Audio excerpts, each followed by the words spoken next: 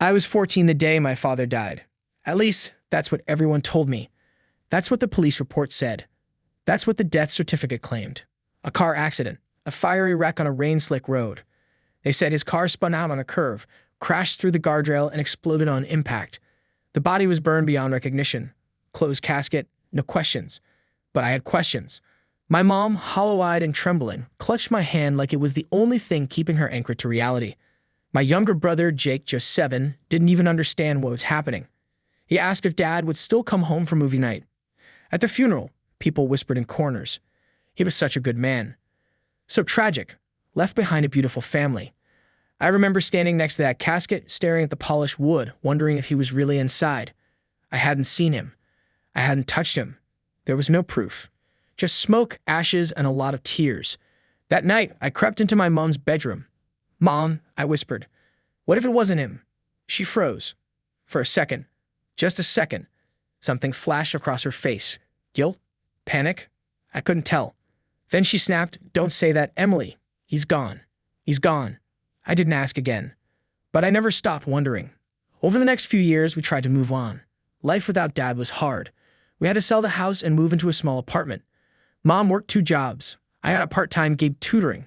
Jake became quiet, withdrawn. And still, I couldn't shake the feeling that something wasn't right. His social media accounts vanished overnight. All of them. Email, bank accounts, phone, gone. I once asked the officer who handled the case why there was never a DNA test. He said the fire made it impossible. At 17, I found a photo in an old shoebox under Mom's bed. It wasn't the image that shocked me. It was the date on the back. 3 days after his death, my dad standing in front of a gas station, smiling. I showed it to Mom.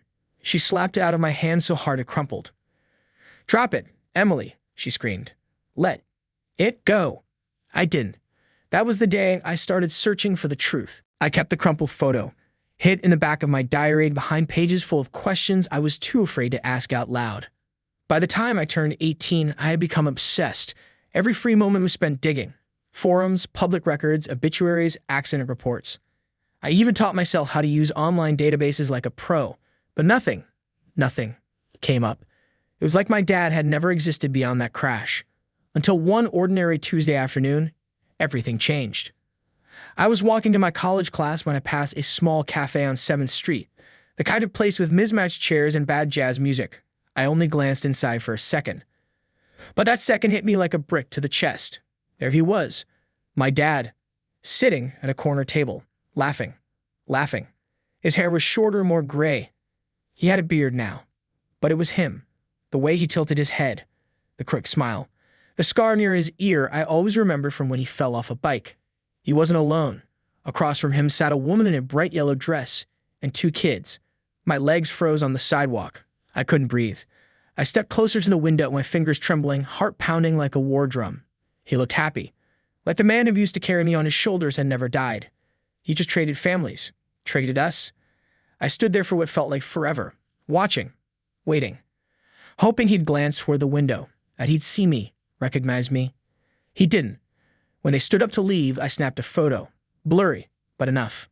Then I did something I never imagined I would. I followed them. They walked 3 blocks to a small brick house in a quiet neighborhood. I stood across the street, hidden behind a tree, watching as he kissed the woman on the cheek, lifted one of the kids into his arms, and disappeared inside. I was shaking so hard I had to sit down. I didn't cry. I didn't scream. I felt nothing, just cold. That night, I stared at the photo I took on my phone, side by side with the old one from the shoebox.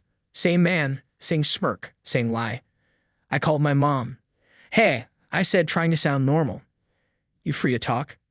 She hesitated. "What's wrong?" "I saw Dad today." Silence. Not confusion, not disbelief, just silence. "You're mistaken," she said quietly. "Emily, please." "I'm not." I took a picture. Another pause. Then, in the smallest voice I'd ever heard from her, I told him to stay away. I stared at the phone. I told him to stay away. Those words echoed through me like a cold wind cutting through skin. "What do you mean, you told him?" I asked, trying to keep my voice from cracking. "You knew he was alive." She exhaled and whispered. "It was complicated, Emily." "Complicated?" I snapped. "He faked his death. He left us. And you knew?" There was silence on the other end. Then, I did what I had to do. I hung up. I didn't sleep that night. My thoughts looped endlessly about Dad, about that perfect family behind the glass, about Mom's silence. How long had she known? Had she lied to the police? To me? And most of all, why? The next day, I made a decision. I was going to talk to him. I dressed simply, hoodie, jeans, no makeup. I didn't want to look like his daughter. I wanted to look like a stranger. I waited outside his house for hours. Finally, just before sunset, the front door opened. He stepped out alone, keys in hand, walking toward the car. I crossed the street and stood right in his path. He didn't notice me until he almost bumped into me. Then he froze, our eyes locked. For a moment, I saw recognition. His mouth opened slightly like he was about to speak, and then he quickly glanced away. "Excuse me," he mumbled, trying to walk past. "Don't do that," I said, standing my ground, "and don't pretend you don't know me." He stopped, still not looking at me. "Emily," he said finally, barely audible. I felt something inside me crack. "So you do remember?" He looked around nervously. "You shouldn't be here." "Oh, I'm sorry," I said, voice shaking. "Am I interrupting your perfect little replacement life?" He turned sharply, lowering his voice. "This isn't the place.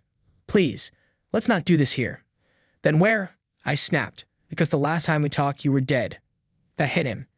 He looked like he aged 5 years in 5 seconds. "I didn't want this," he said quietly. "It wasn't supposed to happen like this." "Then how was it supposed to happen?" I asked. "You vanish, leave us to rot, and just start over like we never existed." His voice cracked. "You don't understand." "Then explain it to me." He hesitated, then said something that still gives me chills. "She threatened to ruin me." "What?" I asked. "Who?" "Your mother," he said. My blood ran cold. "She found out about someone," he continued, avoiding my eyes. "Someone I had been seeing. And she said if I didn't leave, if I didn't disappear, she'd destroy my reputation, take you and Jake away from me forever, accuse me of things I didn't do. She had connections. She knew how to make it stick." I felt like I couldn't breathe. "You chose death over us?" "I chose survival," he said. And I thought, maybe in time she'd tell you the truth. "She didn't," I said. "She lied every day for 7 years." He nodded slowly. "I'm sorry, Emily," he said. "I really am." But it wasn't enough. It would never be enough. Because in that moment, I realized something. My mom wasn't the only one who betrayed me. I didn't go home that night. I walked for hours. Through streets that blurred into one long smear of noise and light, I felt like a ghost, invisible, floating, detached. My father was alive.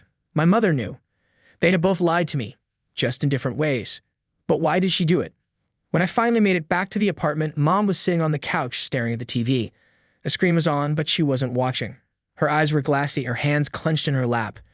"You lied to me," I said, my voice low and cold. She didn't look up. I dropped my phone on the table. The screen lit up, the photo of Dad with his new family. I saw him. I talked to him. "You want to explain now?" She finally turned toward me. Her face was pale, hollow, old. "I was trying to protect you." I laughed bitterly. "Protect me from what?" "The truth." "No," she said, "from him." I crossed my arms. "You said he died. You planned his funeral. You sobbed for weeks." "Because I had to," she snapped. "I had to make it real. For your sake. For Jake's." "Real?" I hissed. "You made death real. You made me believe I lost my father." "He left us, Emily," she yelled.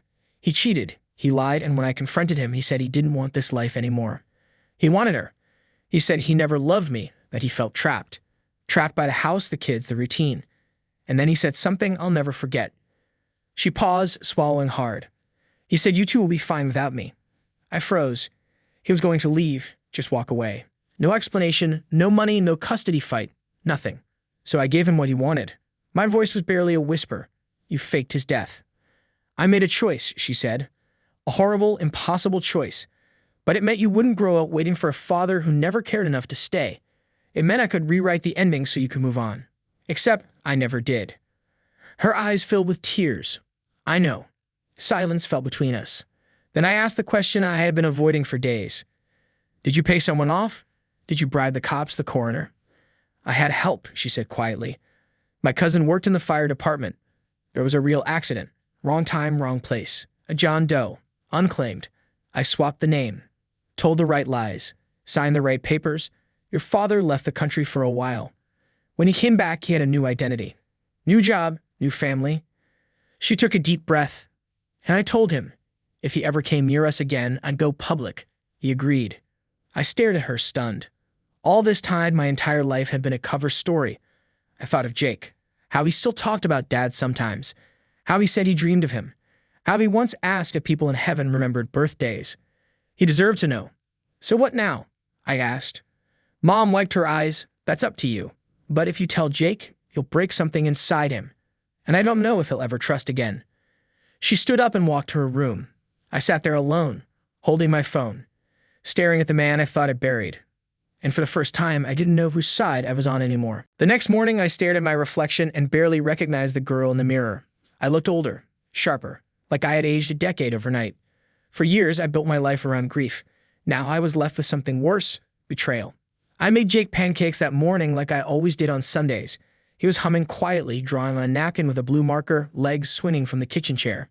He looked so much like Dad. It hit me like a punch to the chest. "Hey, Em," he asked, eyes still on his doodle. "Yeah? Do you ever think about Dad?" My heart jumped. "All the time," I said softly. He paused. "I have this dream again, but one where he's not really dead, that he's just hiding, watching us, like on TV or something." I swallowed hard. "What would you do?" I asked, "if that were true?" Jake looked up. "I dunno. I'd probably be mad at first, but I'd want to know why." I couldn't say anything. I just reached over and squeezed his hand. Later that day, I found myself staring at the front door. Part of me wanted to storm back to Dad's new house and demand answers from him, from the woman he built his new life with. But what good would it do? His choices had already been made. Instead, I grabbed my laptop and opened a private search tab. Birth records, marriage licenses, property ownership. I dug deeper into my father's new identity, Andrew Cole. Under that name, he had bought the house 3 years ago. His wife, Natalie Cole, was listed on the mortgage. The kids, not adopted, his biological children. That meant he had cheated on Mom long before he died. I was shaking. I needed air. I needed out. I walked to the nearest bus stop, hoping to get to the university library, but I never made it there. As I sat waiting, a woman in her 50s sat beside me, flipping through a worn notebook. Something about her caught my eye. The way she glanced over at me. The way she kept staring. Finally, she leaned in and whispered, "Are you Emily Barnes?" My blood turned to ice. "Who are you?" I asked. She opened her notebook. On the page was a photo of my dad, from years ago. Back when he really was our dad. Back before the gray hair and the beard. "I've been looking for you," she said. "You don't know me, but I knew your father, a long time ago, and I think you deserve the truth." "About what?" I whispered. She looked at me, her eyes dark and tired. "Your father didn't just leave you," she said. "He left a lot of people." My fingers curled tighter around the bench. The woman beside me didn't blink. She simply held up the old photo, as if it explained everything. "Who are you?" I asked, breathless. "My name is Teresa," she said softly, "and I knew your father a long time ago, before you were born."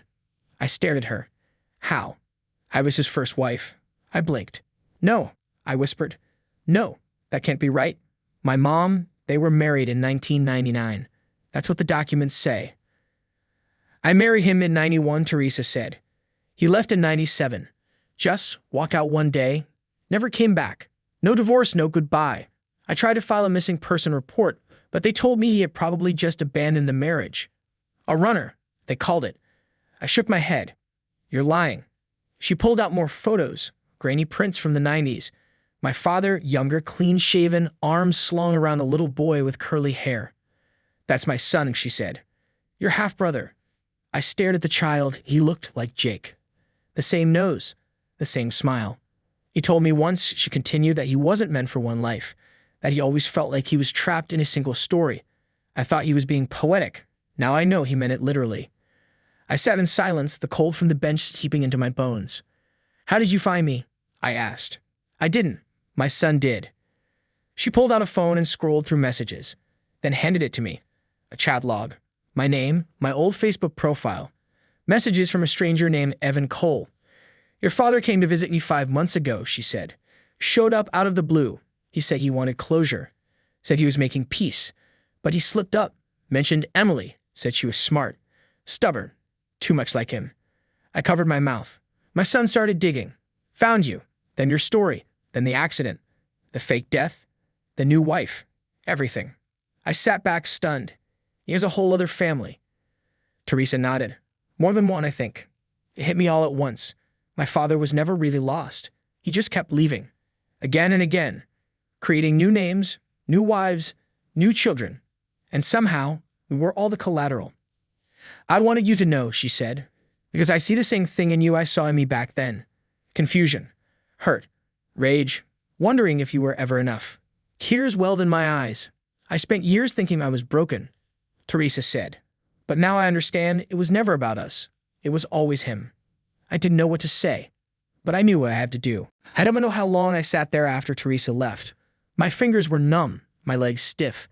I kept turning the photo in my hands like it might reveal more if I just stared hard enough. Another wife, another kid, another lie. By the time I got home, it was already dark. Jake was asleep on the couch, clutching a half-eaten granola bar, a comic book resting on his chest. I kissed his forehead. And then I did something I never thought I'd do. I messaged Evan Cole. I told him I wanted to meet.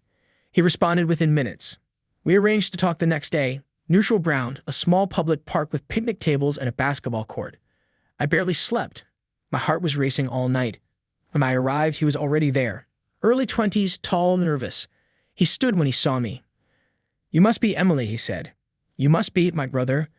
He smiled weakly. Half, I guess, still weird to say out loud. We sat.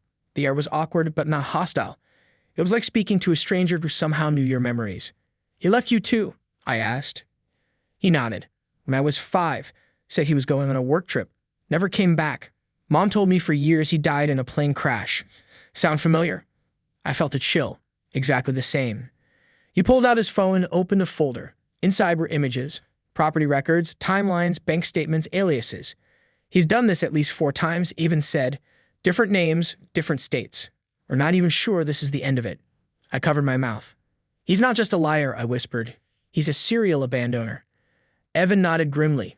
We're not the only ones looking. Another woman reached out to me last week. Her name's Lisa. Same story, different city. I felt sick. All this time, I thought I was chasing a man. But what I was chasing was a shadow. A shapeshifter of love, of loyalty, of responsibility. Evan leaned forward. So what do you want to do? I looked down at the table. My fingers trembled. I want him to face us. All of us. Together. No more hiding. No more silence. Even smirked. Already made a group chat. We sat for hours, piecing together timelines, stories, faces.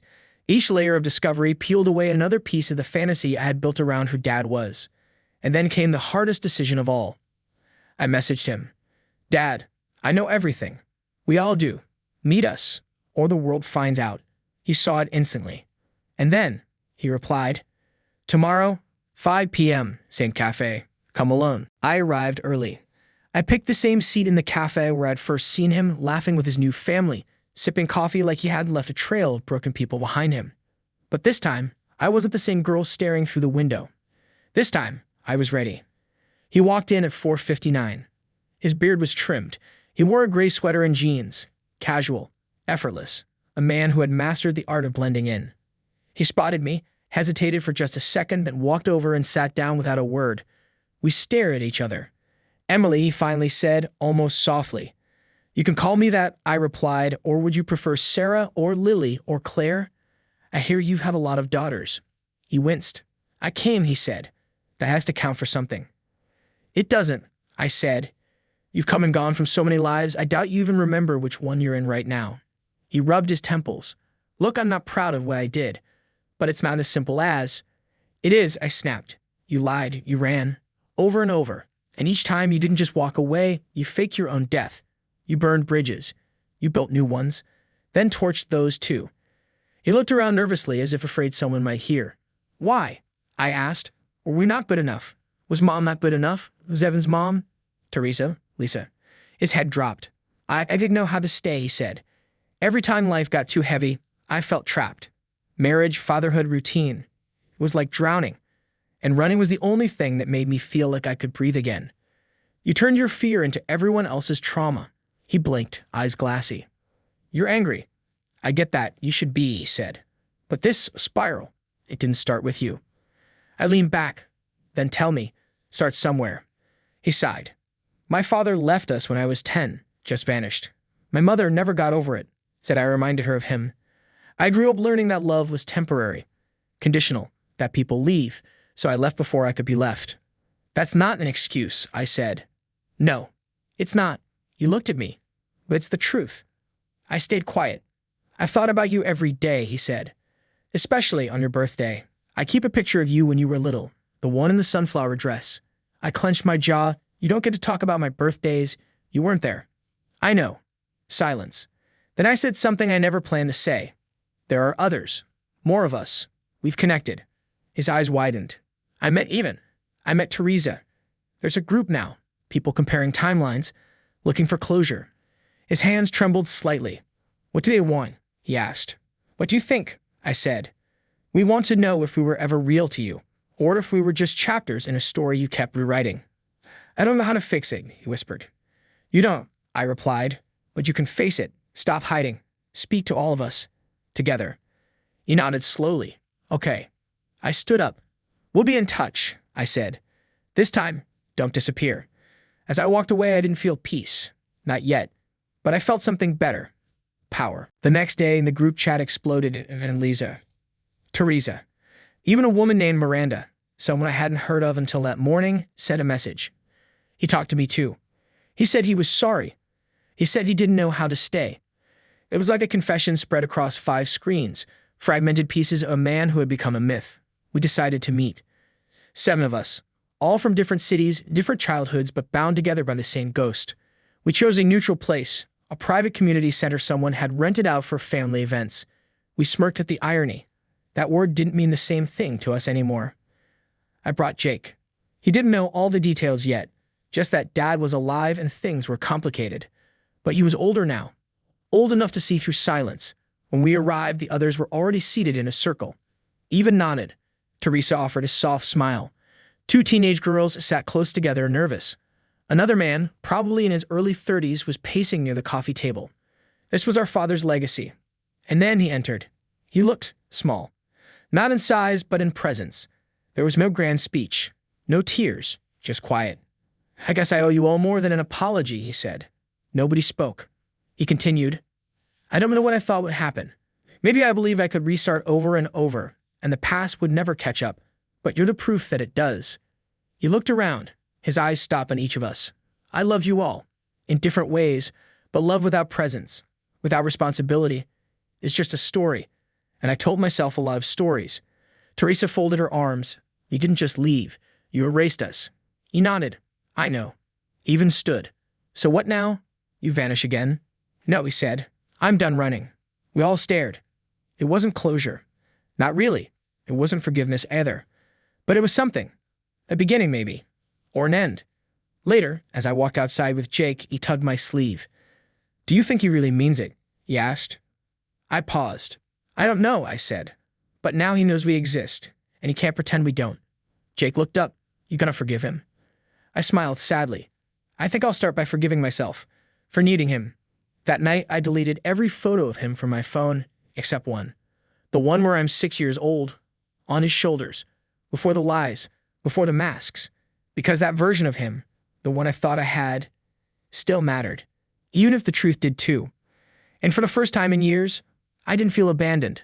I felt free.